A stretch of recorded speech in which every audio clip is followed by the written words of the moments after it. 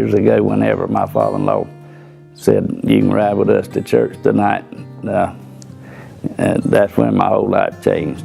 Back whenever I thought that real men didn't go to church, and then I met my father-in-law with his smashed up fingers and stuff, and found out he sang and led the choir. My whole perception of a real man changed.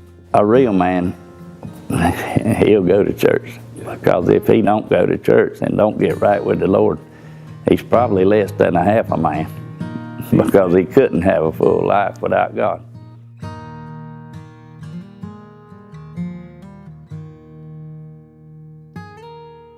I've got trophies from hunting, playing ball, and everything, but the biggest trophy I've ever had is a picture of my family on the mantle.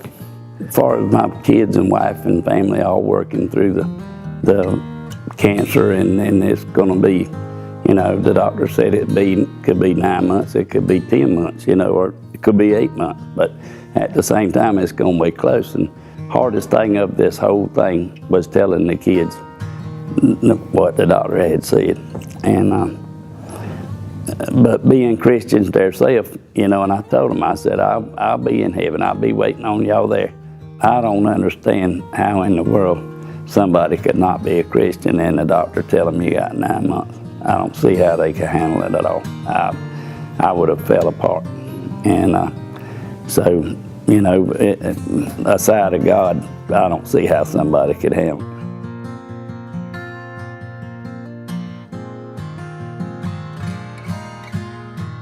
I have a good friend of mine. I just got through talking to him. He called me up and said, "You've been through all this stuff, and now this cancer thing, and now I'm going through this." And so he calls me when I'm off working. He'll call me at the motel, whatever, and I talk to him. But I told him the main thing, you need to get right with the Lord. That's the first thing.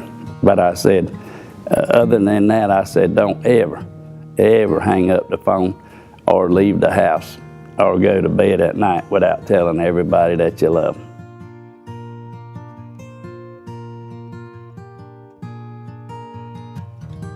If they had the same situation that I'm in now, if it was a saved person or what, I would, like I said before, do you believe that God's real? All this time, all through your life, 50 years or whatever you've been saved, have you really believed that God's with you all the time? And now when it gets the 9 months, you start panicking or whatever. That ain't the time to panic. If you're not absolutely sure He's with you, you need to make sure. But you don't panic at 9 months. You start trying to get right, and you make amends with anybody in your family or whoever that you've had problems with that you felt like they just did you terrible. Just forgive them people. They might not even know why you forgive them, but you forgive them for yourself. And hopefully they'll take it for the good. But I just, whenever they tell you it's time, you should have known what to do years before that. The kids and the people in your church, your brothers, sisters, whatever, if they see you going through this last 9 months like I have been, and I'm sitting down a lot now, but I'm still trying to sing, and I'm still making everybody laugh and all that stuff. That's what you do. You don't start panicking the last 9 months. That's whenever you start enjoying things.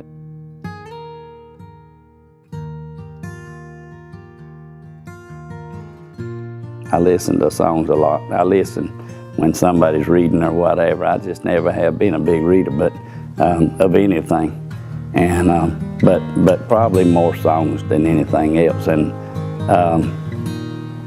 if I had to pick one, it would probably be "It's Well With My Soul."